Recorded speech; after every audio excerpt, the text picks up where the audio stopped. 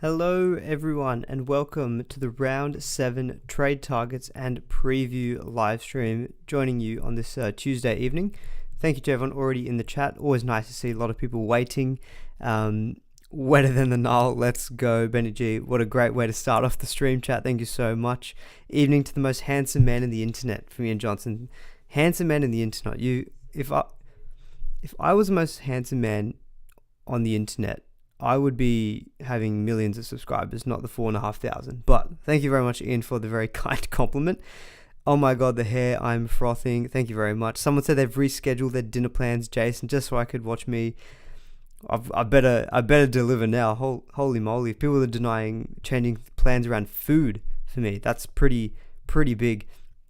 David K says, no go until more people thumbs up the stream. Yeah, David K is doing all the hard work for me. Give the stream a like from minute one. Aman, thoughts on the Waz Anzac kit? I haven't actually seen it yet, so I'll have a look at it after the stream. Aman's hair from Lockie Williams. Yep, of course, the hair's looking very good. Although I'm in need of a haircut soon. It's getting a little bit long. It's getting a bit thick. I just realized that sound is very awful. My very child brain. How's the voice box? It's better. Yeah, Sunday was a struggle. It is definitely better today. So hopefully we're in for a cracker stream. Even the most handsome man started with 0 subs. Yeah, okay, fine. Yeah, I'll take that. James been a member for 17 months. Thank you so much. Very much appreciate that. And Roger Duckling saying hello. Eating some banana cake and watching it. Yum, banana cake. Love that. I'm going to have dinner after this too. Anyway, so I put a little poll in the stream just to say you guys decide the run sheet. See what you guys are more interested in me covering first. And then we'll kind of, get into everything else after that. Next poll, date with Aman or Aman's hair. I'm taken, guys. I'm taken. Sorry. I'm taken. So it'd have to be with the hair. I can chop off the hair and give it to you guys or something. I don't know. Brother, love all the free content you provide. Thank you. You're being way too nice. So I'm blushing. You look like a hippie with my hair that long. Do I look like a hippie? Surely not. Anyway. You guys have decided to have gun centering as the first hot topic, followed up by second row forward and then cheapies, which is fine with me. How tall am I? I'm not that tall. So anyone looking saying, oh, he's so handsome, nice hair. I'm a shorty. I'm like 5'7" or something. So yeah, look, I'm not gonna win over in the height category, but that's okay. It's about the size of your heart, not your height. Cool. All right, we're getting deep already at the start of the stream. Anyways, AB Collectibles, $5. Thank you so much. Very much appreciate that. Very kind donation. And Alex Palmer, of course, has gifted 10. You know what? I can't believe I haven't done this yet. I need to make this emoji for Alex. I will make this emoji tonight. Don't you worry. I will make this. Alex Palmer gifted me this emoticon tonight. Hold me to it. If you don't see it on the next stream, you don't need to like the stream. How about that? I think that's a pretty fair deal to have. Aman, my short king. That's it. Yep, short kings are in. That's it. Yep, you guys are all behind me. Is it a toupee? Absolutely not. This is all natural. Yeah, way too many compliments. Yeah, guys, come on. Look, this is why Gazaraki, I've put my rank on the screen here. I don't know what's going on here. All these compliments. Look at my rank, and then you'll stop complimenting me. Okay, I'm 43 and 43.7k. The only good thing about last week is that I reversed the week prior terrible round where I had a 15k red arrow, got a 16k green arrow. So I'll happily take that for this weekend moving forward. The cash gen is good, the team value is looking pretty good, so hopefully we just need to make some smart trades. So that's kind of where I'm currently ranking wise. Very quickly on the league, shout out to anyone who's in the league as well. Anthony, best of the best, very fitting name. He's ranked 29th and he's topping the league currently as well. Then we've got Pan Fried Tohu. That's a great team name, by the way. I really rate that, Sam, if you're listening. 37th rank as well. Big Willie and Mike. I can't say that last part just because I'll have to flag it as explicit language on YouTube. But that's also a very funny name. Paul, ranked 82nd. There's some great usernames in the league. Fantastic. Alex Palmer, spelt funny. Yeah, the Tom J. We need a new one for Alex. But yeah, guys, do join the league if you haven't already. I have actually just sent an email to Swish, or I will be sending one tonight, about organizing this $100 voucher. So I'll say it now. Whoever's leading by round 13 will gift this $100 Swish voucher. I'll think of another thing another milestone, maybe post-Origin for. I've got some other goodies, and then there's an end-of-season thing that I will organise for you all as well. But yeah, definitely join the league. The league actually does close by round 13 as well, so do join it before round 13. Get this man a Head and Shoulder sponsorship. Absolutely. I absolutely need one. I know gun centering was a big topic for this week, so we'll get onto that first, and that was what a lot of you guys voted for. So in terms of TLT, a few things. This is probably more relevant for the cheapies actually. I'll pick this out more for that gun centering topic, more for both Manu and Lomax, who are pretty popular trade-ins this week. Ian, very quickly, I'll address your question. What is Swish? Swish are a company that do those kind of athlete video shout-outs. So you can pay them, like, say, a couple $100, and you can organize, like, say, personalized video messages that come from athletes direct to you. So I know Benny G, for example, is in the chat. I love his video probably, and he's always the one that makes me realize how sometimes special these can be. So Benny G can probably tell you as well, but basically he got a video message from Clint Gutherson. He's a Parramatta fan, so Clint Gutherson had a recorded video message for Benny. I think it was for his birthday, and I think it was organised by a few people in the SuperCoach community. It's a nice thing to have, especially if you're a big footy fan. So Swish organised that, so it's really good to have them kind of being able to help out in terms of offering a bit of a voucher as well. But yeah, so Manu and Lomax both playing in centres this week. Lomax isn't playing on the wing. If he was playing on the wing, I think obviously he'd be scoring probably better potential-wise, but playing at centre is still pretty good. It's just going to be a one-week thing, though. I think it's just because Jack Bird has been ruled out this week. Manu back to centre is because James Tedesco has been named again for the Roosters. Braden, $3. Aman, you're a gem. Thank you so much. I very much appreciate that. And thank you, Lee, as well, for becoming a member as well. Mate, you guys have all been very, very kind so far, which is amazing. Great way. We've started the stream absolutely fantastically. I'm a little bit disappointed, though. I haven't seen yet the Aman's Microwave username. I must say that one has given me a bit of a giggle when I have seen that username. Yeah, guys, I can see. I think it was Jake saying we gotta start roasting him so I don't get on my high horse. Yeah, absolutely. Yeah, Crazy Praying Mantis, I like it. Your eyebrows are terrible. Your ears are weird too. Yeah, definitely. The ears are huge. Eyebrows no good. Yeah, I like it. I like it. Alex Ruffney gifting 10 memberships. All the Alexes are just killing it. Okay, so thank you again, Alex, so much for that. Aman's hair is here. Great. But Aman's Microwave is not here yet, which is disappointing. I think maybe what we'll do, feeding into the gun centering target, another update on the whole teams to target thing, which I've started doing every week just to kind of look at who's conceding the most points from a Supercoach point of view. It still kind of remains the same to me. While the Titans have been better the last couple of weeks, I think you still look at them as a matchup where on any given day, they're probably going to concede 20 plus actual NRL points. So probably good Supercoach points on offer. Yeah, Ian, you've done it. Yeah, and your rank is crap. Yep, absolutely. I like the roast. I need the balance. It's all about yin and yang. But yes, Titans definitely, I think, are the team still to target. Rabbitohs, actually, they're on the bye this week, so we can't actually target them this week. But, they've conceded 19 scores over 80, which is the most of any team, even more than the Gold Coast Titans. So Rabbitohs still up there, I think, as a team to target, as are the Titans. I still look at teams like Parramatta can concede points on their day. While the Dolphins haven't been so bad from a Supercoach point of view, I think this will start to change now. They've had an easy draw, and I think it's going to slowly, as they get into tougher opposition, I think that number's going to creep up. They've got a few injuries now with Hamiso out, Tom Flegler also out this week too still. So I feel like not the wheels are going to fall off, but I think they're just not going to be as strong maybe. So I still look at the Dolphins as a team you can target.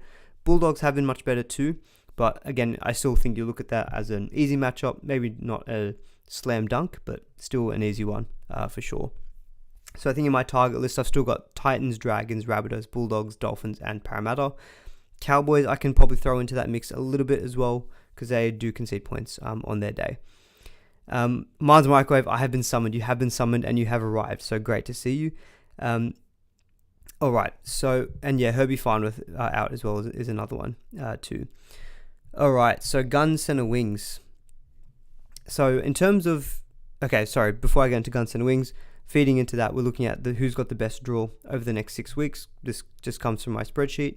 So the way I've got it at the moment is the Cowboys still come out as number 1, and that's mainly because of rounds 9 till 12. Dolphins, Titans, Rabbitohs, and Tigers, that's four 4 teams who I literally just said are on almost I think maybe not the Tigers, but there's 3 teams on the target list there. Sharks, Penrith the next 2 weeks is going to be tough, but I know people who are, say, owning the likes of a Drinkwater, they may be thinking, do you sell for like a Turbo this week who's got a prime matchup against the Titans? I say that's fine if you want to play the roulette, but just know that you're probably going to want Drinkwater very soon back in round 9, and he also does play round 13 as well. So that's another thing that we probably do need to start thinking about a little bit more as well. Who's going to be playing in the major bye weeks, round 13, round 16, round 19. I've got another slide that actually talks about that too, and that probably does help then when you look at the gun center wings. Penrith I've got next, which is probably useful for anyone who's still maybe looking to sell Taylor May. There were some rumours going around that he was going to be dropped this week. That hasn't happened. He has been named, which is great for us. And so they've got a pretty good run coming up with Tigers, Cowboys, Rabbitohs, and then the Dogs in the next 4 weeks, and it's Penrith at the end of the day. Melbourne feature in there, so people looking at pods and centre wing. I know Nick Meaney was one who some people went to last week, didn't score the best. This week's tough against the Roosters, but again, still someone that you maybe can consider the week after. Manly are getting up there now as well, because you've got Titans, Parramatta, Canberra, and the Dolphins. So Titans match up this week. Ruben Garrick, I think, is one that we definitely need to be talking about. And then finally, probably the Knights. People looking at obviously holding Ponga, but maybe if you're looking in centre wing or second row forward, Kaipius Paul. Greg Marzu, maybe not as much because he's playing on the right wing, which, he was best last year on the left wing, but still maybe is worth consideration. He's got a very high break even. You can maybe let him go down in price and you can pick him up. And he also does play in round 13 as well. What I found with round 13, I would actually recommend this as well very quickly. Go onto the SuperCoach app, and if you can just count how many players at the moment you've got for round 13, I think you'll be surprised with how many you already have. Because remember, it's all just about your best 13. I already have 13 players without even really actively trying for it. And that's just because of a lot of the teams that we're trying to invest in. Cowboys, Panthers, Knights, Roosters, who else are there? We've got the Eels. There's some pretty Sharks. There's some pretty big teams playing in round 13. So I think you might find you're already pretty well covered for round 13. So you probably don't need to worry about that as much maybe with your potential trade-ins. Super chat from Nathan Pup. Thank you so much. $2.99. Who to make way for Fafita, Smithies or Cotter? I would honestly stick with Smithies because of Horsburgh having this long-term injury. He's cheaper as well, so I think you're still getting value out of Smithies. Whereas Cotter, I can't remember what he scored last week. Apologies.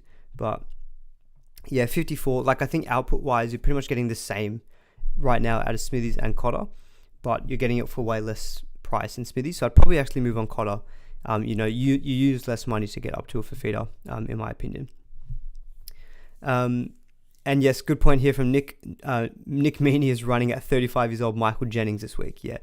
So, Meaney could be a nice little pod to go for this week. And yeah, he only scored 21 the week before.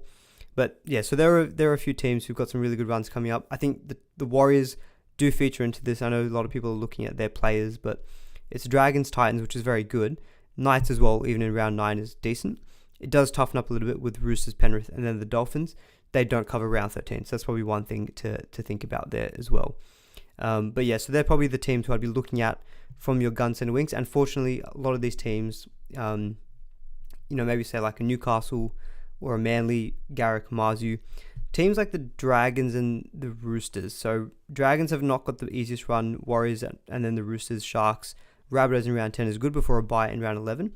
But then they play the Bulldogs in round 12 and then an Origin-affected Panthers team in round 13. I know the draw is tough here, and I know I like talking about draw, especially with centre wing, but someone like a Lomax, with the numbers he's putting up in terms of his base power, I still think he's a very decent trade-in. Same with Manu as well. I know the draw is not the easiest on paper, and he's not playing at fullback, but they are still gun players who are both of those guys playing round 13. So they're still definitely worth the trade-in my opinion. I think I can see a question from Wayno. Lomax, in my opinion, is still a trade-in. So I think we spent enough prep time on that. I've got a slide on buy rounds specifically. The one thing and I will talk about this too, because I think people may still be considering Joey Manu this week. One thing to remember with buy rounds is that the week after generally can also be quite difficult to manage, because that is a full week where you don't just get your best 13, you have to put out your full team. One thing with the Roosters is that while they cover round 13, they do have a bye in round 14, as do the Canberra Raiders and the Dolphins. I can see that already being a tricky week where A lot of people are going to be having the likes of Strange, Smithies, maybe Schiller if he keeps his spot the whole time. That's 3 players already. From the Roosters, people may have probably Manu, maybe an Angus Crichton. That's 5 now. So that's already 5 players you're looking at who are not going to be available for you in round 14. And then the Dolphins, if you're holding on to maybe a Marshall King or a Bostock. So there's about 5 or 6 players I can already see in a lot of people's teams who are going to be out in round 14, plus all of your Origin players who are maybe at risk of a rest.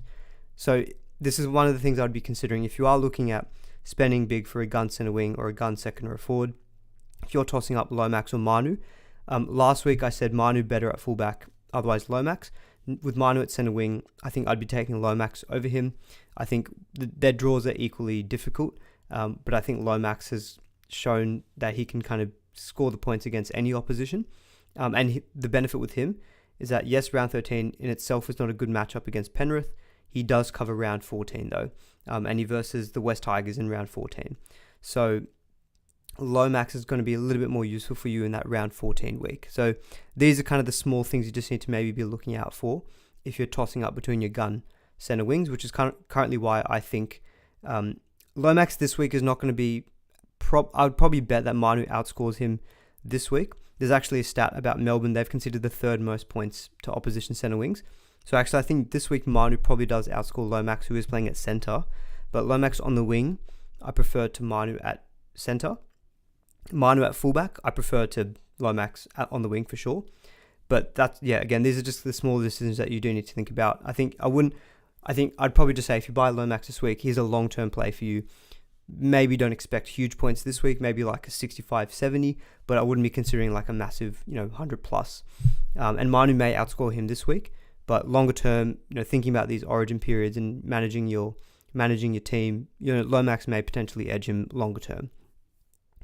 Thank you so much, Nick. $7.99. Here's another 2 coffees for your legend. Thank you very much.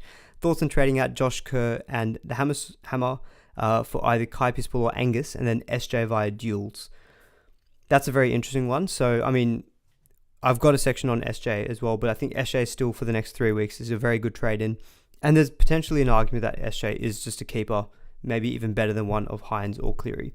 So, absolutely fine. And I think the 2 guys that you're selling, Hamiso is definitely a sell. Josh Kerr's minutes have started to fluctuate a little bit too. I know Josh Kerr plays round 13, but so does Kai Pispol and so does Angus. So I don't think you're losing anything out there. So we'll get onto secondary forwards for sure, but I think SJ for sure is a really good trade in this week for the next 3 weeks. And then you've got with Kai Pispol or Angus, draw point of view, I prefer Kai Pispol, but Angus is cheaper and he's also got a negative break even, and I think base power, stats wise, I think he's better than Kai Pispol too. So I'd probably jump on Angus rather than Kai Pispol in my opinion. Yeah, so that's some thoughts, just some things that you need to consider, I think, for your round 14. That you need to consider if you're trading in gun center wings. Just who's playing in round 13, but also do they play in round 14.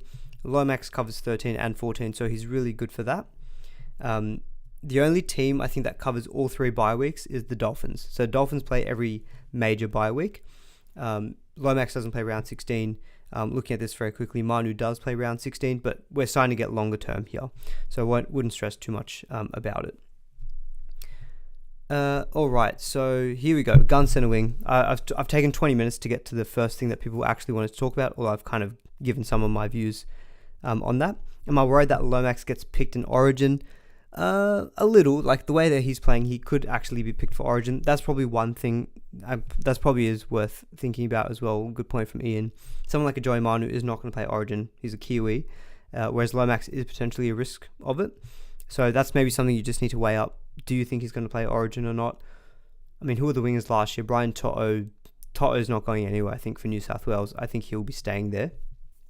Was it Tupou last year? I can't even remember who was on the other wing for New South Wales. New South Wales Origin team. Lomax could be a shout. He could be a shout because he has been playing very, very well. It was Josh Adokar and Brian To'o. Okay, last year. Yeah. I'd have to think he probably won't, because I think in the centres, Stephen Crichton, I think will stay there. And I think also someone, I'm forgetting names. Bradman Best played there last year, but it's weird. It's a different coach now as well. But yeah, no, I think I'd have to guess Lomax doesn't. That's probably my take. All right.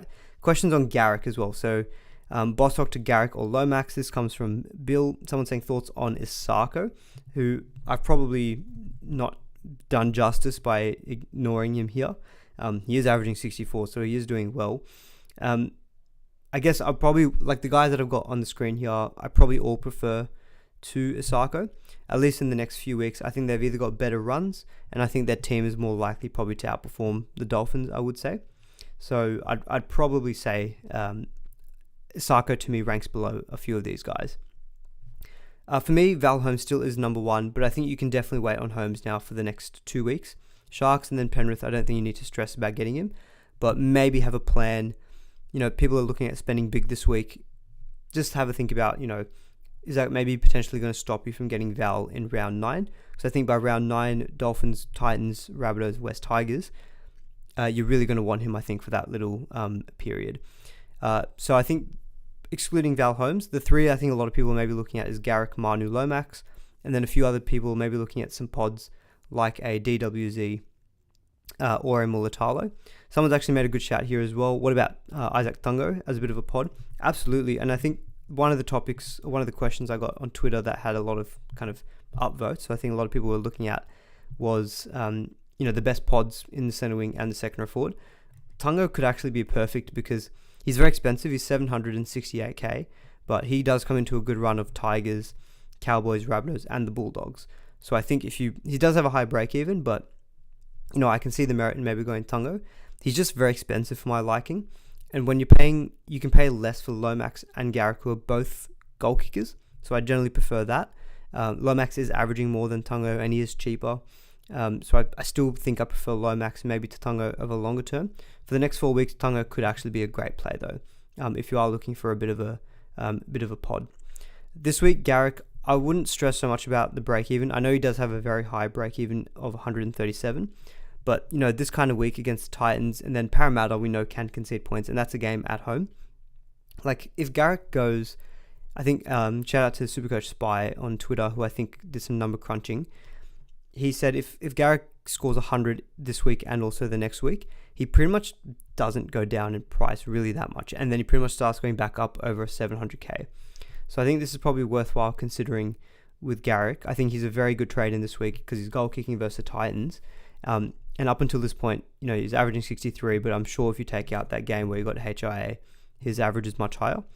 Yeah, looking at it here, 99, 54, 92, and 71. He was definitely averaging more than 63 before he had that game where he only scored the 1 point. And I think he's probably going to be a bit of a pod. He's only 10% owned because of the high break even. I don't think people are going to be rushing to him. And I think the next 4 weeks are good. The only downside, I guess, with him is that he doesn't play round 13. But as I said before, if you're looking at your team and you think you're already pretty well set for round 13, you might not have to stress about that. And you could actually go Garrick and not have to worry about that round 13 factor. RTS, the only reason I haven't featured RTS Tyler is more that because he's already very highly owned.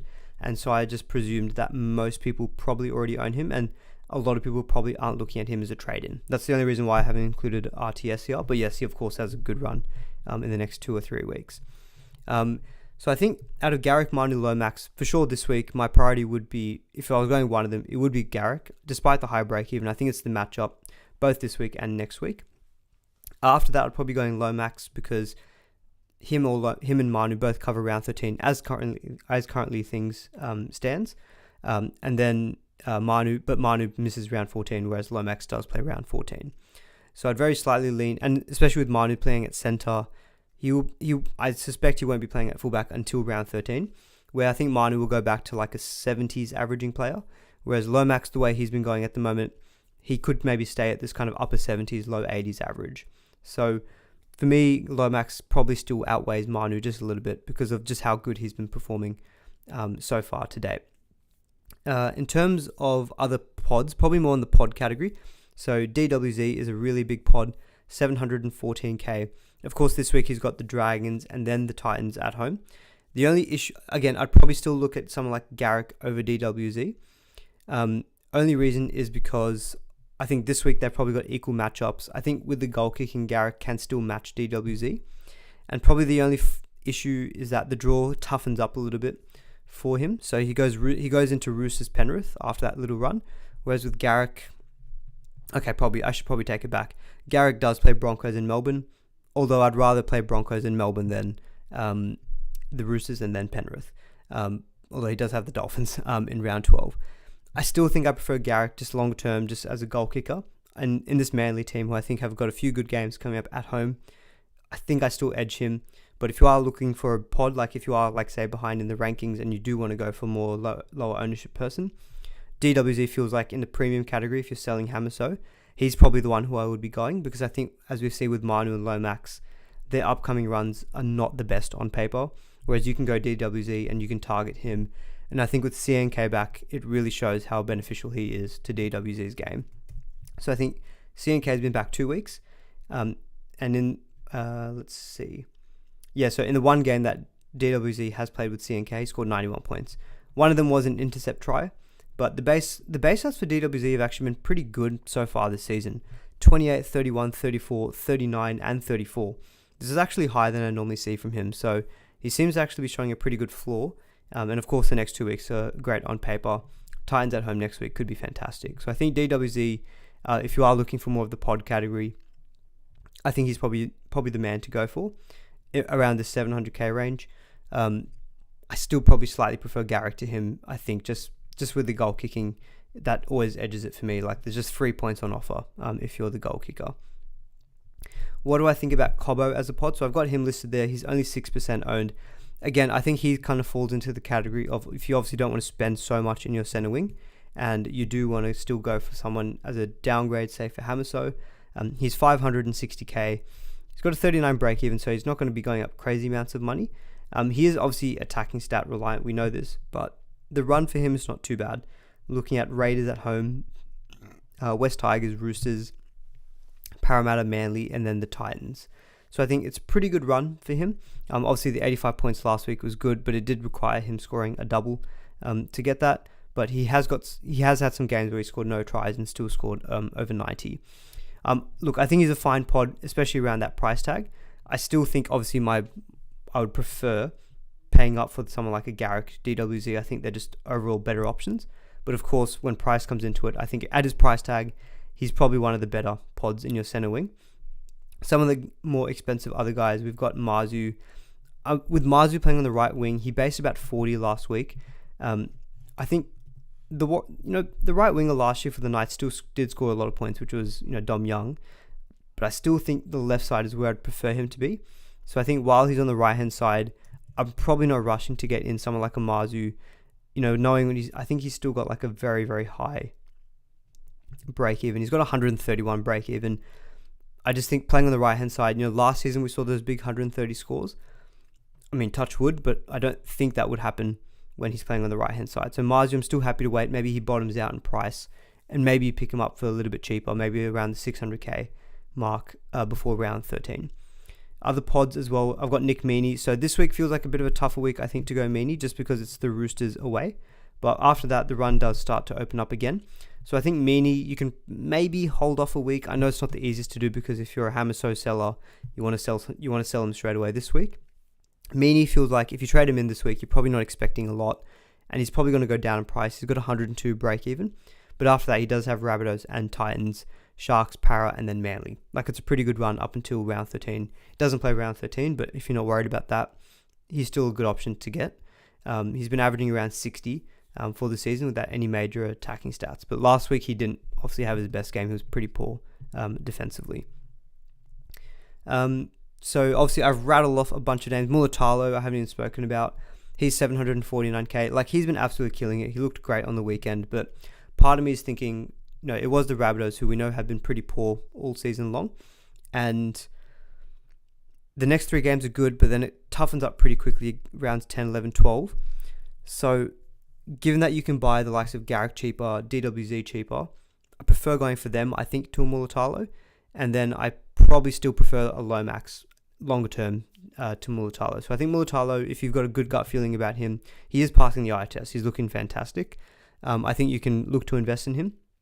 But a lot of people are probably going to be buying Kale Iro this week anyway. So part of you is probably thinking you're already getting some piece of that left-hand side Sharks attack. So do you need to double up with Mulatalo? There's a super chat here. Thank you so much. Very much appreciate that. Rowan, $5. Thank you very much. That's really, really generous. Who would I play in my 17 out of Iro, Strange, or Schiller? So this week, I think I would be playing Iro. So Strange and Schiller both have the Broncos this week. We know the Broncos are probably a better team than the Cowboys. Playing at home as well, I think, is good for the Sharks. We saw the Cowboys. I think the Cowboys can just concede points. And Iro has got better work rate than both of them. So we haven't got to Iro yet, but he's got, like, in the first 2 weeks, I think a base power average of 49. So you can almost look at him thinking he's an easy 50 points, plus he's got a good matchup on paper. He'll be coming up against Tom Chester, pretty new into the center wing role. I like Iro as a matchup. I think out of those three, it's probably who I'd prefer to play in my 17. Like, if I trade an Iro this week, which I most likely will, I'll probably look to play him this week. So rounding out the gun center wings, say people selling Hamiso. If I had to rank in your trade-ins this week, and you're focusing on kind of your points for maybe, let's say if you're focusing on your points in the next 3 weeks, for me it would be Garrick, and then it would be DWZ. If you're looking longer term and you want the round 13 cover, I'd probably then lean going Lomax over Manu, because Lomax does play that round 14 week as well. So I think you just kind of need to categorize in terms of, do you want the round 13 cover, or you don't have to worry about it? So yeah, Jono's saying the top three out of these center wings. I mean, I'm excluding Holmes in all of this. Holmes by round 9 will be my number one. If you ask me, like, by season's end who's going to be best averaging, Holmes will be my number one. So I'm going to exclude him, though, out of this ranking. So in terms of buyers for this week, for myself, if you were selling Hamiso, it would probably be Garrick, DWZ, and then Lomax. That's probably my ranking of the next three. But DWZ maybe has a bit of a shorter term element to him, because you may look to flip him come round 10. Whereas those other two guys I mentioned, I think if you buy them, you're pretty much, I think, committing to hold them pretty much for almost the entire season. All right, a lot of stuff on the gun center wings. I've completely forgotten what was next on the run sheet. But I think I'll quickly touch back maybe onto some we'll talk about some cheapies, because I think it's seen couple of questions now about Iro. So obviously, probably this will maybe feed into a broader topic that I had. Was it second row forward? Okay, we can talk about second row forward. Why not? I'll quickly rattle off some of the TLT things from this week. I think probably what we're finding is that the cheapie scene is very strong now. All of a sudden, we've got Schiller. Like, I think I wrote it down somewhere. Yeah, here we go. I had a broad slide on like cheapies and cash gen, and do we chase cheapies or do we chase the points? Like, the cheapie scene right now is so strong. Tamara Martin, Schiller, Iro, Chevy Stewart could be one next week. Bronson Cherry this week. Joe Chen and Talangi have both been named on the bench, so they should make maybe one or two more price rises, and then they're pretty much capped out. And then Galvin comes back this week as well. So there's a lot of cheapies, which makes me think, I think you can probably start to afford to not have to go for every single cheapie. Like, for example, Bronson Cherry, I know he's got a low break even, but he does have a buy coming up, and so I'm really looking at him. I'm not really looking at him. If I'm going to go for a cheapie downgrade, probably looking for a guy who has got a bigger negative break even and doesn't have a buy coming up, just so that they can make some quick cash. But yeah, Iro to me, I think, is a perfectly fine trade in this week. He is the most traded in this week. A couple of people were worrying about his job security. I don't think he's going to be an issue, job security, because he was able to, he benched Talakai to accommodate him in the centers, and he's looked really good there. And, Fitzgibbon has come out with some good comments about Iro. Talakai has come out with comments saying he's happy to do whatever he needs to do for the team. With a really good floor, a couple of good games coming up as well for Iro, I think he's a perfectly good trade, and I'm pretty happy with his cash gen potential. Someone's saying Savage to Addo-Carr for the cash cow. Yeah, just very quickly. So I think I've got some of the lower break evens on the TLT slide. So yeah, Josh Addo-Carr does have a negative 40 break even. Again, look, I'm probably not looking to go Addo-Carr because the buy coming up in round 8 means the amount of cash gen that you can get in the next couple of weeks gets hit a little bit. So like, he's not going to be able to make 2 weeks in a row of cash gen. You're only going to get really this week, and then you're going to have to wait an extra week. And to me, he's like, I know he scored obviously huge on the weekend, and that Bulldogs left-hand side did look very good. But like, historically for me, he's just not been someone I've considered SuperCoach relevant. Last season averaged 47, the season prior 51. And in that crazy try-scoring season of 2021, he averaged 61. So to me, like, I think you just have to look at him, similar to what we saw with Olam maybe a couple of weeks ago. You can get him for a quick cash grab because that 162 will stay in his rolling average, but I think he's not a long-term hold in my opinion. And you may have him until round 13. But yeah, in terms of other TLT news, so like Joe Chantalangi, I'm probably keeping now for like the next couple of weeks, just to kind of hopefully prompt some more cash gen. But yeah, I think eventually they will need to be sold, because if they're just going to be playing off the bench, they just become an auto emergency nightmare as well. So that's something to think about as well. Really interesting question here from Martin's hair. I didn't mean that on purpose. Tamara Martin or Kale Iro? Who would you have to trade in this week? Oh god, that's tough. Because Tamara Martin, like, you know what? I know people say second or forward. I'm going to jump across to the Tamara Martin slide that I've got. Where is he? He's somewhere here. So yeah, Tamara Martin. So I think in terms of what I think Tamara Martin may get in terms of future cash gen. So he's obviously looked good the last couple of weeks, 98 and the 72. I pulled some numbers from when he's played historically. 2023 when he played at fullback. Sorry, when he played at 5'8". What did you say? Yeah, he averaged 39.5, and when he played 80 minutes, it was 45. And then when he played at fullback, it was about 41. I'm happy to take into account some extra points bump for the sake that he's playing for the Warriors, who are a good, really good team, and he's got a good run coming up. So like maybe I was doing him injustice. I gave him a 50 average, and so when I plugged in a 50 average, it said that by round 10, he would make about 152k. So definitely still worth a trade in. You know, I think you're going to make enough cash out of TMN, and he could turn out to be even more than a 50 average if, you know, the next 2 weeks obviously are very good matchups on paper. It does toughen up a little bit though with round 10. Me personally, I guess job security with him is not an issue because Luke Metcalf is going to be out for so many weeks. But I find fitting him in with my, like, I've got a Dillbags Lockie Galvin combo. For me, I'm still not ready, I think, to sell Dillbags. He covers round 13. He's got the Dolphins this week. So I think as an option itself, I'd probably prefer Tamara Martin because his next 2 weeks are better. His job security is completely locked in. And he's probably got pretty good point scoring potential to score about 50. With Iro, though, like, I think he's got a better work rate. Covers round 13. But I think he's just easier to get into your team in center wing. So for me, I think Iro because I think he's just easy to accommodate. Whereas 5'8", I think feels tough because even if you're running Strange and Galvin, I don't think you want to be selling either of those two. If you've got the ability to sell one of your center wings, flip Strange down to your 5'8". Flip Strange down to your center wing and then get into Tamara Martin that way. Like if you're holding on to like a, you know, people may still have like a Tua Peaky or maybe a Bostock. You know, Bostock to him via duels in your 5'8", perfectly fine move in my opinion, because I think you're going to make enough cash to justify the trade in. But in a straight head-to-head out of the two, for accommodating into the team, I'd probably say Iro. Iro probably has just as good a potential to average 50 as well as Tamara Martin, so I'd probably say lean Iro, in my opinion. So that's my thoughts on Tamara Martin. So I know a few people maybe were thinking about that. Question. Super chat from Ben. Thank you so much. $5. You are being all very, very generous. I very much appreciate it. Hey man, need help getting my last 3 reserves. Cotter, Smithies, Brooks, Galvin, Savage, and Iro. The options with CNK. Yeah, if you've got CNK, you have to play him. Smithies, to be honest, like is pretty low upside.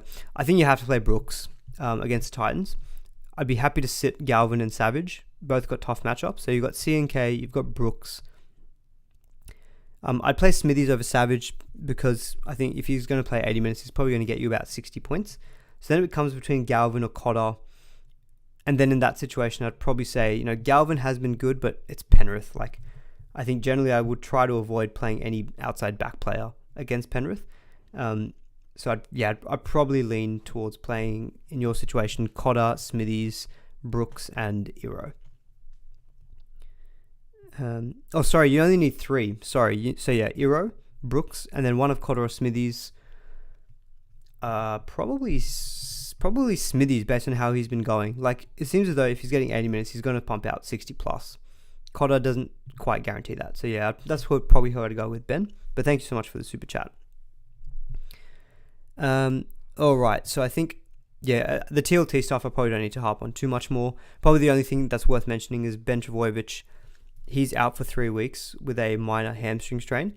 I may sell Burbo this week, even though because it's only 3 weeks, and he does have a low break even of 4. But for me, he's had repeat hamstrings, and I believe this hamstring injury was the same hamstring he's injured previously.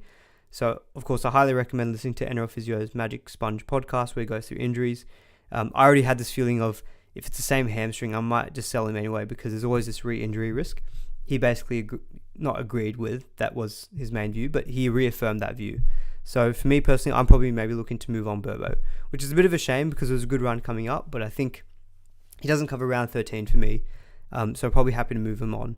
Of course, no Nathan Cleary. A few people were asking about Jason Saab as a trade, and I saw that earlier in the chat as well. So he's back this week. I wouldn't be comfortable, I think, trading in Saab. I know it's a good matchup against the Titans, but just the first week back from a major hamstring injury, for a player like him who's so reliant on athleticism and speed, and he needs his hamstrings, I would just be too concerned, I think. So I would probably, in my opinion, like if you want a pod and you're willing to risk it, I think it works great because you've got the Titans matchup. But for me personally, just because of that re-injury risk, I don't think I could stomach going Saab this week, but it could be a nice little pod. Hey man, is there a way we can access that cash gen calculator? Oh, it is a free calculator, very highly recommended. I'll put it in the stream chat. So this comes from NRL SuperCoach Stats.com. Very useful resource, so definitely recommend using that if you want to just play with potential price gens. Sold Sips Waddell or Gus Crichton? Just don't need to keep spamming. Don't worry, we'll get to your question because funnily enough, we'll get to second row forwards now. Funnily enough, Corey Waddell is in my list. Who could have thunk it? Yeah, Corey Waddell is in there. So in terms of second row forwards, obviously Gus, I think, is the second most traded in player, if I'm not mistaken, this week. And Sean Bloor scored very well last week. Kai Pearce-Paul has been really good the last couple of weeks as well and scored great last week. Between Waddell or Gus Crichton, I can tell you now, I'd prefer Gus. He's got the negative break even. With Waddell, the reason I've got Waddell in here was because of the Burbo injury. With Burbo being injured, I think he's probably looking more likely to be playing 80 minutes. In the last couple of weeks when he did play bigger minutes, he scored 70. When he played 77 minutes against Panthers, he scored 71, although it did include a line break try. So if you take that out, he's probably looking at a 40 score. Last week, he played 90 minutes, so he played the full game, including extra time. Scored 67 with 49 in base. So probably looking maybe at low 40s, mid 40s base if you play the full 80 minutes. So, I think his work rate is fine, but there's always a thing where I think he's going to fall back to lower minutes once Burbo comes back into that team.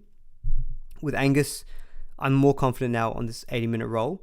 So, Satilia Tupanua is out this week. Egan Butcher has been named on the bench, but we saw last week that Nat Butcher was the one who got subbed off for Satilia compared to Angus. So Angus looked like he was ready to go the full 80 minutes anyway, and he did play the full 80 minutes. And for me, his work rate is one of the best that you can get for a second row forward. So just of these few options that I've got here, 0.87 base power PPM for Crichton. That's better than Kai Pearce-Paul, who's 0.76. Waddell was 0.73. Sean Bloor was 0.71, and then Sean Lane was 0.57. So Angus does have the best base power PPM of these few second row forwards. I think he's got the pedigree of the Supercoach gun. The really good work rate just means that I think if he plays 80 minutes, you can almost lock in 50-55 from him. Plus the attacking stat potential that we know he can get, he got some tackle busts on the weekend too. For me, he's got a much more Supercoach friendly game than a Corey Waddell. And I would also prefer him over Sean Bloor. Sean Bloor probably has a better draw, I'd agree with that, because he's got the Rabbitohs and Titans after the Roosters game. But I still think Angus, for me, is a better Supercoach player. There is a risk that Angus does play Origin. Someone's asked this in the chat as well. I think Angus is a good shout at playing Origin, but I think that Olakau'atu and Liam Martin would be the starting edges. And then I think you've already got Isaiah Yeo. You've got Cam Murray, maybe plays on an edge or maybe plays middle. I prefer him playing in the middle. There's a lot of good back rowers going around New South Wales. So I think in he could play Origin. But again, I want to stress, I think definitely go to your team and just have a look at who you already have for round 13. I have a feeling you'll be pleasantly surprised with who is actually available for you in that round 13 week. And I say this because I think you can afford to take a chance on guys who are playing round 13 but may miss out because of Origin.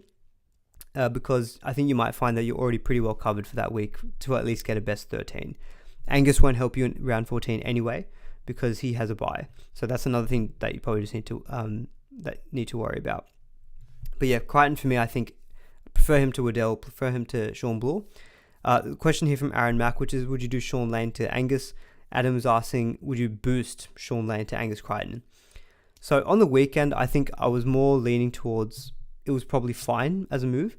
But I think I don't know if you guys feel the same, but I feel like what's transpired is that Sean Lane doesn't now feel like my biggest problem.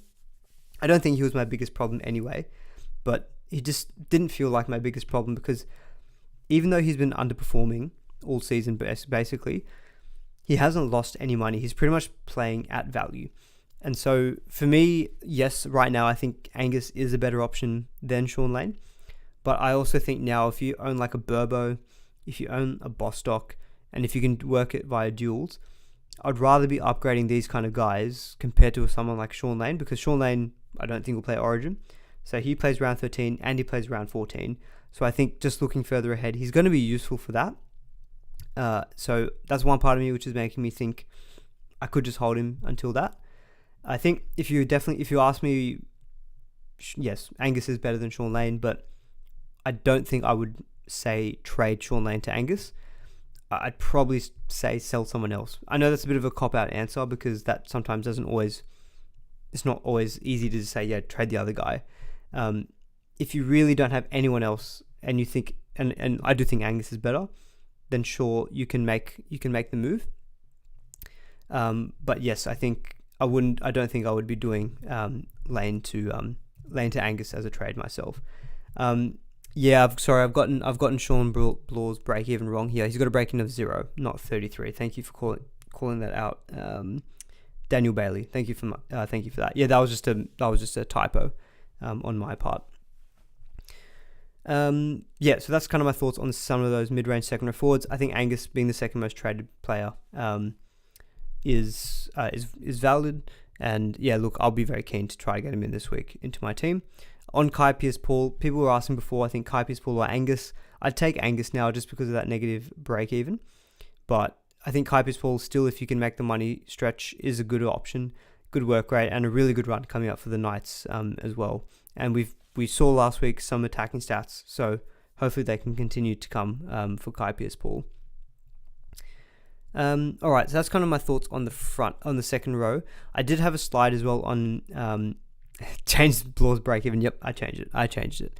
I did have another slide as well on some of the gun second row forwards. Again, this came from Twitter where there was a question about like the best second row forward pods. I kind of look at all of the gun second row forwards as pods because I've put all of their ownerships. The highest owned guy on this list here is Carrigan, surprisingly, and he's 15%. But someone like a Hopgood, he's 13%. Hamoli's 14%. Eli Katoa 7%. Isaiah is 10%. Like even Kikau, who's been doing very well, he's on 10%. For me, like I look at this whole gun second row forward category as a pod. So I know people may not be shopping for that this week because they're probably looking at the center wing. And I still do prefer the center wing as where you should be putting your money compared to second row forward because they're just showing there's such a deep pool of center wings. Actually, this is something I wanted to quickly mention. Yeah, so people, this whole topic of do you chase points or cash gen? If you're in the whole chase points mode, the positions to do it, I think, are one is fullback. So what I looked at was what's the number of players in the main positions who are averaging over 70 this season, who've played at least 3 games. Fullback was number 1. There's 8 players. Center wing was second with 7, and then second row forward was third. Second row forward was third with 5. So there's more players in the center wing, I think, doing the business scoring wise compared to 2RF. So I still think that's where I'd be looking to spend my money. But if you are looking for a pod second row forward, if we go back to that slide, Hopgood plays round 13 and he's just been super solid all season long. Where is he? yeah, he's averaging 72.8. He's just been killing it. So I think he's a very safe option to go for if you want, but he does have a bye coming up. Eli Katoa was poor last week, but he does have a really good run coming up after this week.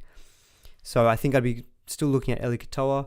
Jackson Ford was poor last week, but he's similar to Katoa. Really good run coming up from this week. So there are still opportunities, I think, to go pod in your second row forward. Even Dave Fafita, he's 2% owned at the moment, 794k. I don't think he's got actually that high of a break even from memory. It's something that I think is gettable. He's got a break even of 91 and he's starting this week as well. So you might not get Fafita for any cheaper. So if you are looking to spend the money in the second row forward, I'd also be half tempted to just go get Fafita because he is the pod in this gun second row forward category. And I think we can probably all say that he is the best second row forward in the entire game. So he's probably the one who I'd be looking at as a bit of a pod in the second row forward. He does obviously play Origin, which does hurt him a little bit, but I still think there's some opportunities there. But yeah, to answer your question, Alexander Ross, gun second row or gun wing center, I think I'd be taking the center wing at the moment. And there's enough center wings, I think, who have good draws coming up. Someone saying if I had to go between Gus and Oitkamanu, Gus for me, he's cheaper, and I think he's probably got a higher ceiling compared to Oitkamanu. And yeah, another good thing with Hopgood is that he plays around 13-14, although I do think that Hopgood is a smoky for Origin for Queensland this season. He's just been playing so well last year and also this year as well. Alright, just going to see what other questions are coming up. So I think there was a few things about SJ. So I did have a slide on Cleary and SJ. I think if you own Cleary, I'd probably still lean towards saying you hold for this week because it looks like he's a certainty to be back in round 8. Otherwise, yeah, from round 9, I think you really want Cleary when he's got Rabbitohs and then the Bulldogs. With SJ, though, of course, the next 2 weeks is looking fantastic. I don't mind playing a bit of roulette because if you still own Cleary, you can sell him for SJ. You pocket like 130k. SJ is probably going to get up to 800k because of his low break even. And then you could then make a decision if you want to get Cleary back. And you could wait a week on Cleary. You don't have to get him round 8. See how he goes with his hamstring. And then round 9, you can make a decision on do you sell SJ or do you sell Hines to Cleary. So I think, again, this is if you're in a luxury position, but if you still own Cleary, you could go, I'm going to chase points, and you can go Cleary down to SJ. So again, I don't mind that kind of roulette. I'm assuming we think Hines is a tier below. No, I think Hines is in the same tier, if not maybe in the top tier. It's just that people who have Hines probably aren't looking to sell at this point. What I'm suggesting is more that you can maybe go Cleary to SJ, maybe even a Cherry Evans, but Cherry Evans probably not going to be as good now because he's not goal kicking with Garrick back in the team. So for me, I still then go, I'd probably prefer SJ this week. And then you can trade to SJ and then maybe you do a bit of a roulette in round 9 where you say, I might sell Hines instead to get Cleary back. Although Hines, if he doesn't play Origin, he plays round 13. So again, another thing just to be mindful of. 361 watching, is that a record? I believe so. Give the stream a like if you guys are enjoying it. Alright, I think someone's asking about, please cover the fullbacks. Is CNK a buy? Okay, we'll talk fullbacks. So yeah, in terms of the fullbacks, is CNK a buy? CNK, it'd be so nice if CNK was center wing only. If CNK was at center wing at 683k, I would love it. Well, I would love getting him in, but I think with my fullback situation, like I think if you're having Ponga and Turbo, I think you absolutely just stick with these two.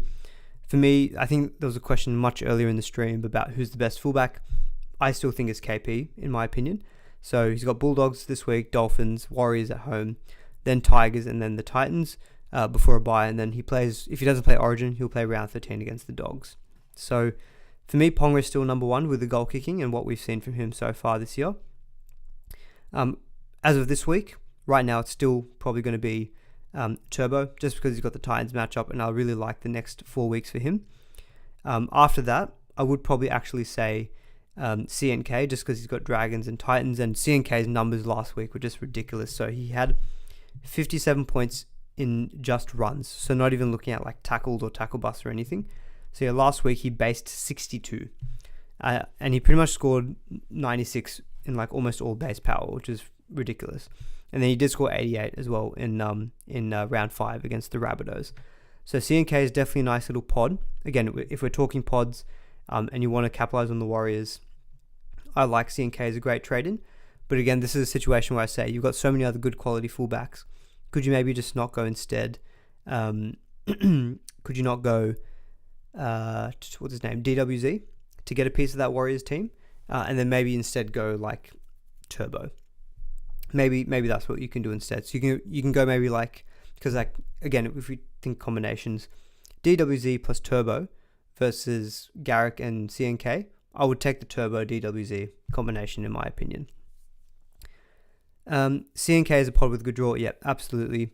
KP is number 1, but he's not goal kicking this week. I don't know if that's been confirmed yet. We might just have to wait for some news from good old reliable Barry Toohey on Twitter. I would think that with a week's recovery, and I think it's actually quite a long recovery as well, because if I'm not mistaken, so the Knights played last week on Thursday, and they don't play this week until Sunday. So they've got like a 9-10 day turnaround. I'd have to imagine a 10-day turnaround from a hit pointer, plus if he gets injections, pain, killing needles and whatnot, I think he would be goal kicking. Okay, you're saying it's very unlikely. Barry Toohey from the Newcastle Knights said he won't be. Okay, please link me that tweet. I haven't seen that one, but obviously that does change things a little bit for this week. And I mean, look, last week he scored 91 points, only taking like 1 or 2 goal kicks. Okay, I can see the tweet now. Someone asked him, more importantly, will he kick goals? He said, not sure, but fairly doubtful at this stage. Okay, thank you for the mention of that, my own hair. But yeah, look, even KP not goal kicking this week, if it's doubt, I still think he's probably number 1 in my opinion, because I think his draw is almost the best. And we've seen the last few weeks, like last week, he didn't goal kick, and he still managed to score 91 points. Hammer to CNK viable? Absolutely. I think CNK, like what he's been showing as the work rate, he's come into the team and just said, 10 to a picky? Nah, it's my spot. And you're not getting back in anytime soon. So yeah, CNK is definitely a nice little pod for the next 3 weeks. I still rank Ponga and Turbo above him. I can maybe put him in 3rd for the next couple of weeks. By round 9, I'll probably be saying get KP and Drinkwater, because Drinkwater's run is ridiculous from round 9. But again, this is all fullback roulette, like Reece Walsh. I just wouldn't be considering Walsh, mainly because I think the Raiders, we've seen that they're a good team so far this year, so I don't think that's like the best matchup on paper. And then you've got a really high break even for him as well, so you can maybe look to get him at a much cheaper price. I own Pappenhausen, so people were thinking, someone's saying, do I trade Paps for CNK to free up some space? You don't free up that much money, I guess, doing that move. You only really free up like 34k. I'm still not 100% on what I'll do with Pappy this week. I think with Burbo getting injured, not that I have to play him this week, but with Burbo getting injured, wanting to get in maybe Kale Iro, already that's like, well, I can maybe get Gus and Iro. So that's 2 trades already. Is Paps to Ponga via boost worth the boost? If Ponga's not goal kicking this week, and then because I think round 8, round 9, I'd prefer Pappy with Rabbitohs at home and then the Titans versus Dolphins away and then the Warriors at home. This could come back to bite me, but now I'm thinking with Pappy, I might just hold on to him, at least give him the next 3 weeks, and then by round 10, maybe at that point I sell for KP, or maybe I sell for Drinkwater, who's got the Titans. So it's very scary, but I might not actually own KP anytime soon, but we'll see. We'll see how we go. But personally, that Pappy to CNK move, good short-term move. Well, I should say, I think over the next 3 weeks, they may match each other, because Pappy has got really good games coming up in round 8, round 9. So I'd probably lean towards saying, don't have to do that trade. You don't necessarily free up that much money doing it. Irish Simon is saying no love for Edwards. The only reason I'm probably not harping too much on Edwards is that he's been so good. So he's got 3 tons so far this season. He's averaging like 90. He's very expensive. He should be goal kicking again this week versus the Tigers. But by round 8, when Cleary is back, I think that will obviously reduce his appeal a little bit. He won't be goal kicking. And, Edwards has got 2 of his 3 tons when Cleary hasn't been in the team. When he was in the team, it was 40, 116, and then 56. So I can see him maybe reverting back more to like a 70, 75 average. And then I think I'd probably maybe prefer, I still think I prefer, if he's not goal kicking, I would probably then prefer Ponga, Turbo, Drinky. And then maybe you can make an argument he's maybe the same as, say, with Pappy. My own hair is telling me that I could just hold off KP until post-origin. I could. It's not going to be very fun, I think, to watch that. And then I know Gutherson had some love the last, a few weeks ago, but I think with the bye coming up soon, I don't think probably many people are looking at him. I did have a section on 5/8, but I think I've kind of already spoken about it a little bit with Tamara Martin and his potential. I think if you're in my situation, if you're a Dillbags and Galvin owner, me personally, I'm probably looking to hold Dillbags because I like the matchup this week with the Dolphins. Although just note that this game is actually up in Darwin. It's not at Combank. He does have a bye in round 9. Round 10, 11 get tough, but then round 12 is good, and then he does play round 13. So for me, I'm probably looking at keeping Dillbags, and I'm keeping Galvin, of course, because he's got a minus 43 break even. It's an interesting dilemma if you don't actually have Galvin yet. If you don't have Galvin, would you trade him or Tamara Martin? I think I'd probably actually go Tamara Martin. Just take the next 2 weeks, and then maybe you can go back down to Galvin at some point. Who are my fullbacks? I own Turbo and Pappy. I'll show my team very soon as well. Worth boosting Burbo to Cherry. Look, what I'll do, I'll just quickly, because I'm just conscious of time, we've already been going for an hour. I think I've covered most of the topics I wanted to. I did have a section here on cheaper centre wings, although I've spoken a bit about Burbo already and Iro. Talon May, I think now that he's been named to play, I think you hold with a good run for Penrith. As I said before with Bronson Cherry, I think there's enough money floating around that I don't view him as a must trade in. He looked really good on the weekend. I think he scored him in the 80s. But he does have the negative break even, but then he does run into a bye in round 8. Does have the Tigers in round 9. Like, I don't hate the move. There's still a part of me, though, thinking that I'd prefer Iro just for way cheaper. And then I'm just not completely sold, I guess, on the whole cash gen he's going to get. Like, I look at Iro thinking he's got better base power. He's got base power of 49 versus 38 for Cherry. He's cheaper. He's going to make way more cash. Savage at 500k fit in that list. He doesn't fit in the list, but he's probably more, I think, someone you'd be maybe looking. I think with Xavier Savage, if you have him, I'd probably just keep him until round 13, and then maybe after that you can maybe look to move him on, because he's got a break in of 31, so he's still obviously not going to be going down in price. Hopefully not anytime soon for owners. KP to CNK, no, I wouldn't be entertaining that move. As I said, even if KP's not goal kicking, we've seen what he can do even without the kicking. We saw it last week against a good Roosters team. I think with his draw, I think you don't sell KP. I'm looking to see how I can maybe get KP into my team. Bostock, so I haven't really spoken about Bostock, so I'm in R-ing. At the moment, I've got him as a sell because I think his break even is starting to peak, like 54 break even. I don't hate the matchup this week against Parramatta. We know that they can leak points.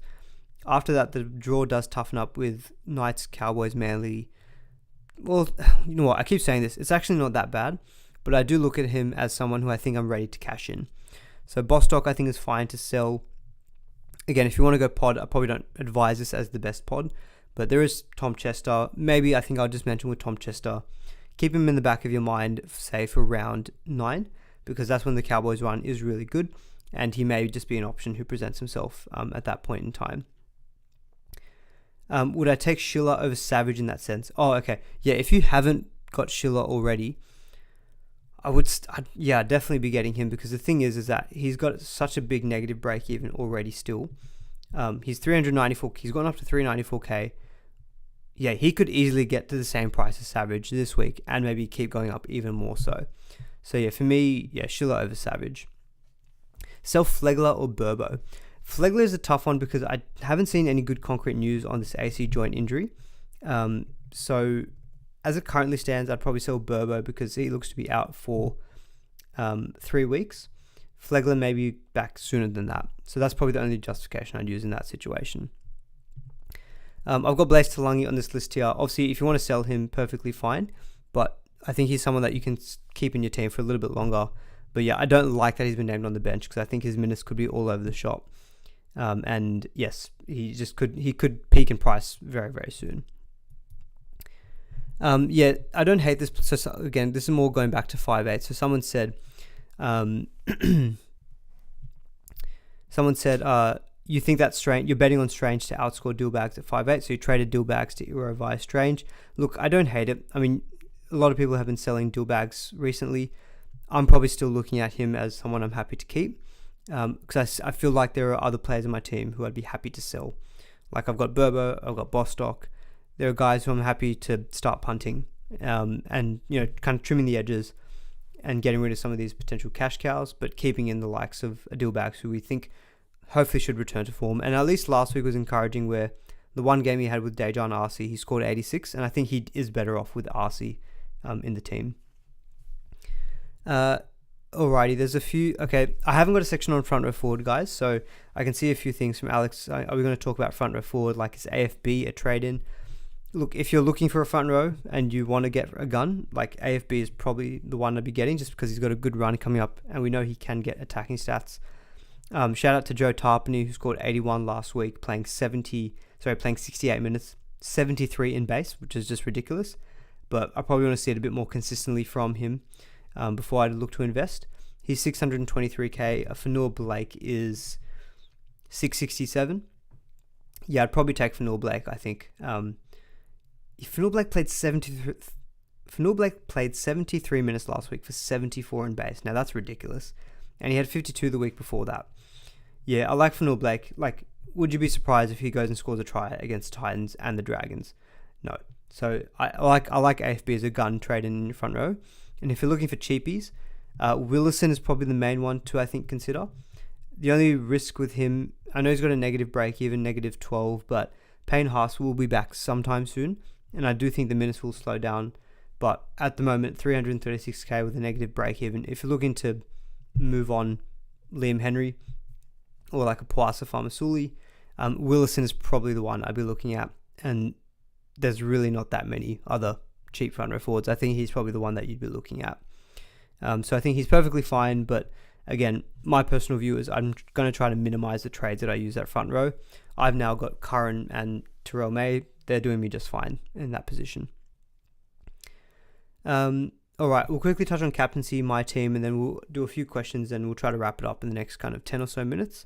So captaincy this week, for me, feels like a straightforward Tommy Turbo captain. If you're getting a Garrick in this week, the Titans have conceded the most points to opposition centre wing. So Garrick could be a great option to trade in maybe as a punt captaincy. But I think if you own Turbo, he's the one who I think you're probably looking to put the armband on. So he's my captain currently in my team, and I don't think that'll be changing. Surprisingly, the Titans have only conceded the 9th most amount of points to opposition fullbacks, but they haven't versed the like of a Tommy Turbo yet. So Turbo for me, I think, feels like a very safe captain who I think you can get about 80 plus. If you're looking for other options, I think you've got, surprisingly, Pappenhausen could be a VC, but obviously that stops you doing Turbo VC, Turbo captain. Roosters have actually conceded the 5th most amount of points to opposition fullbacks. I don't mind Manu as a VC.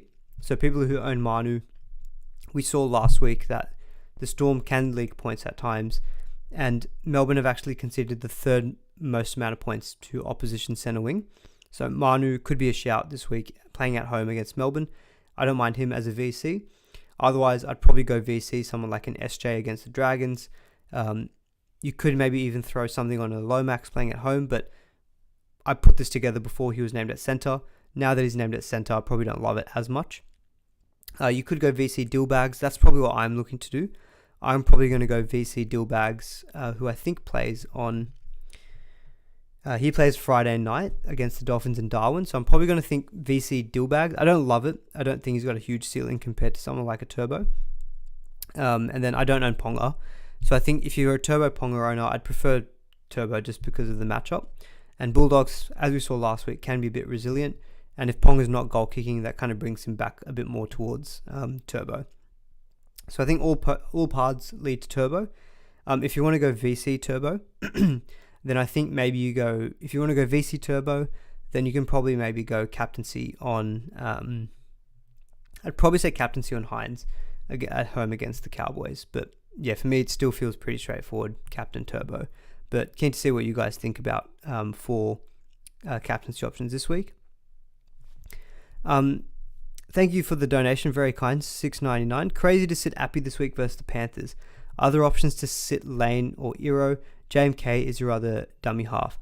I think it's fine to sit Appy against Penrith. Like, Penrith are just that good that I think you can maybe afford to not have to play him.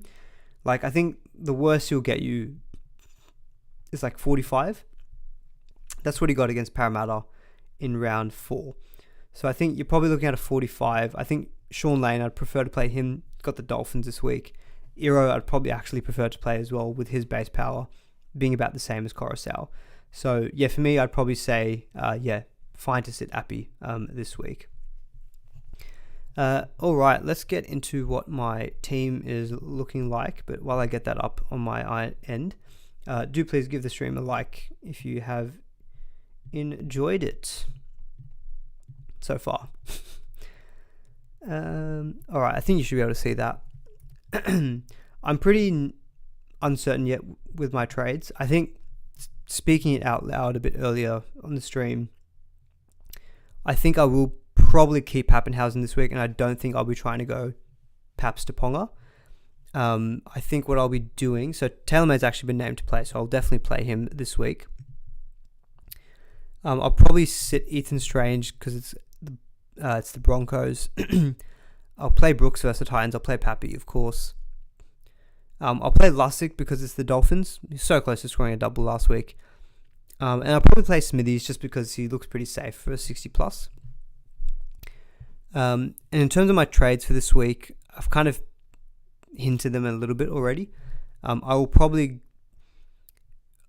It'd be real. I would love to get in like a gun center wing this week. This is a good roast from Aman's here. I'm hoping Aman's curse works on Turbo. Don't have him.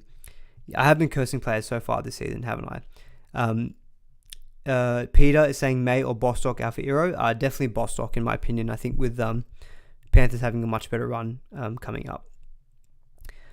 So for me, Hero I think will come in for Bostock. So that's one move. 350k, so plenty to work with.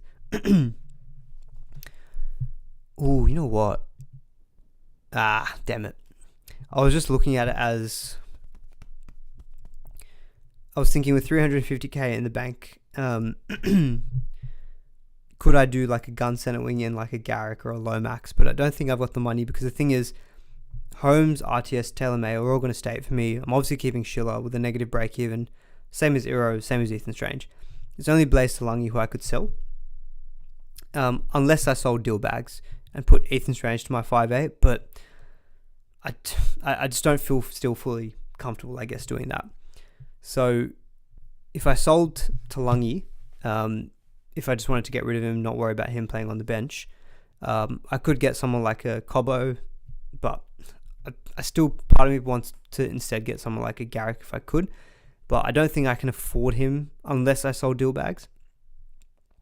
So I'm kind of just thinking instead I can just do Burbo out and I can get Angus. So this is actually a relevant question. Someone was asking before, if you can afford a gun second or forward, would you get them or Angus? I'd still get Angus because Angus has potential to be a gun and match, but at a much cheaper price at 460k. So for me, Crichton I think will come in for Burbo. I think my second row forward is looking pretty good, like with Katoa, Pierce Paul, Sean Lane, Smithies and Crichton. I don't think I need to really worry about that too much. I've got Harry Grant. My front row forward I'm happy to leave for the time being. Hines and Brooks is fine. I could just do these two trades and then that 246k could be my ticket to go Brooks back to Cleary next week. Someone is saying trade out Taylor May. If I wanted to upgrade Taylor May, even then I couldn't afford Garrick. So 660k doesn't leave me with a lot. So yeah, it's not the best. Don't have too much money. So it would have, if I want one of these gun center wings, it would have to be to sell deal bags, but I just don't think I can do it. So I think these two moves, Bostock and Burbo to Euro and Crichton, is probably what I'm going to be doing. If I do those trades, and I don't think I'll boost this week. I don't think I have to boost this week, because I think really next week I'll probably need to get rid of Brooks to Cleary. I'll need to do that sometime soon. I'll need to get rid of, I think, Talangi and Joe Chan sometime soon as well. So yeah, this could very easily just be my team, like VC deal bags, and then I think my sit v starts. I would play Angus earlier, and I'd probably then just have to make a decision of, do I play Sean Lane or do I play Smithies? Because I'm definitely going to play the others. So at the moment, I'd probably actually say maybe I might play Lane over Lussick potentially, but that's how my team could be looking this week. So centre wing's a little bit cheaper.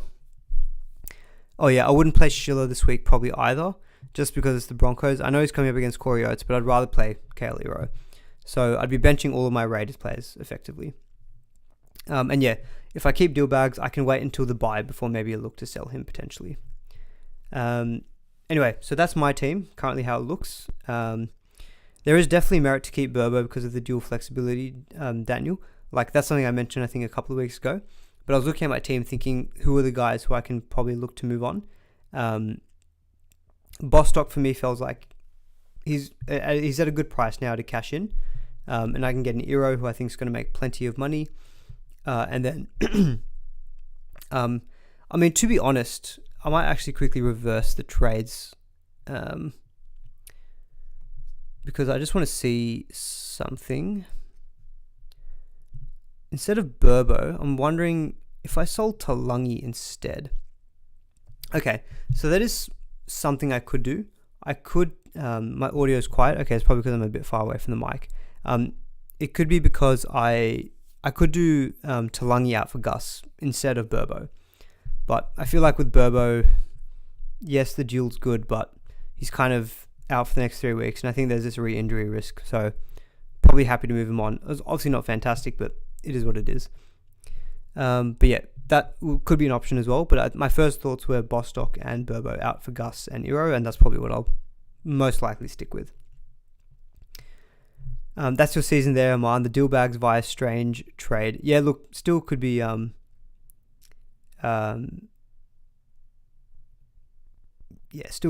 still could be something I do. Why aren't I playing Strange? Just mainly because of the Broncos matchup, but he could very easily be a good play this week. All right, we'll do a couple of questions for a couple of minutes, and then we'll probably wrap it up there because I'm getting hungry, and we'll most likely be able to do just checking my schedule this week, maybe able to do a Thursday Q&A stream this week as well. Aman, can you please say Taylor May won't score well this week? He's my VC. Yeah, Taylor May's a bum. He won't score very well. So, Lane or Gus last reserve? Definitely would be Gus, I think, in my opinion. Even though he has a worse matchup. Piakura to Angus. Yeah, I don't know what's happening with Brendan Piakura. I guess if he's the only one that you have to sell for Angus, then I think he's perfectly fine. Just having a quick look. He's got a break even of 20. Yeah, I'd probably be happy to sell Piakura to Angus, in my opinion. Brown to Tamara Martin or Cleary to SJ. Need to make one of these moves to fund Bostock to Garrick. Cleary to... Oh, God, that's tough. Brown to Tamara Martin or Cleary to SJ.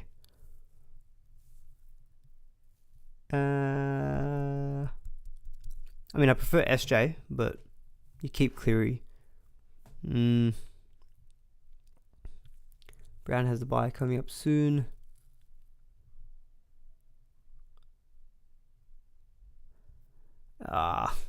Probably Cleary to SJ. You free up more money doing Brown to Tamara Martin, but that feels like you're going to have to... I don't know. Let me sleep on that one and I'll get back to you. Pablo Escobar. That's a tough one. I'm not really sure. I'd rather sell Cleary, but... Well, actually, I don't know if I'd rather sell Cleary because you want him back pretty much by next week, so... Yeah, that's a tough one. Sorry, no help there. Mind blank. Sell Bostock or Sean Lane and why? Well, I'm selling Bostock because he's a little bit more expensive. and I think with the run, without Hamiso, the team may not function as good. So I think I'm happy to cash in Bostock, whereas Sean Lane still maybe has something to give. So yeah, probably Bostock in my opinion. Hey man, my centers are Artius, Karaz, May, Strange, Iro, Lobschiller. Do I need another gun? I'd probably like to get at least one more in there. I'm kind of in a similar situation. Well, I've got Val Holmes, probably. That's the difference to you. I would like to get at least one more in there, I think, because of how well the center wings are performing so far this year. Hines to Eshe. I wouldn't be doing Hines to Eshe personally. Keen to grab Dylan Brown. Is it worth waiting a week? Got Brooks and Galvin at 5'8" at the moment. I think you can wait a week if you've got Brooks and Galvin. And to be honest, I think if you wait a week, Nick, I'd wait until the week after because he then has a bye in round 9. Cash Will, $5. Here's tomorrow's coffee. Thank you very much. You're very, very generous. Who to play out of Strange, Schiller, or May in center wing? Definitely May, I think. He's got the West Tigers, and it's a better team. I think playing against the Broncos is not going to be super easy. So, yeah, I'd probably prefer May, I think. If I had to rank those, probably May, Strange, and then Schiller. Is the Sarko to Angus via duels a good play to free up cash? It is. Sarko is a gun, but if that's your only way to free up cash, then yeah, look, I don't hate it. Thoughts on Lenu and Bostock? Lenu. To be fair, I only had Lenu until like last week as well. Thoughts on Lenu and Bostock to Gus and Iro? But that money can then go perhaps to Poland. Yeah, those are two very easy trades, I think, in my opinion. Well, not easy. Bostock could still be a hold for this week, but I like the two that you bring in more than... And like Lenu and Bostock, yeah, fine to sell. Yeah, pretty solid moves there. Alright guys, I think we're going to wrap it up there. Stream has been going on for a while, so I think we'll end it there. It's been a good one. You were all very, very kind at the beginning. No internet issues as well, which is fantastic. So do give the stream a like on the way out if you did enjoy it. Do subscribe if you are new around here as well. Thank you all. You were all actually super, super nice and super generous today, so I very much appreciate it. And should hopefully be back on Thursday for a more dedicated Q&A stream. But yeah, hopefully you all enjoyed it, and see you all in the next one, and have a good rest of your evening. And check out the, I can see Matrix was in the chat earlier.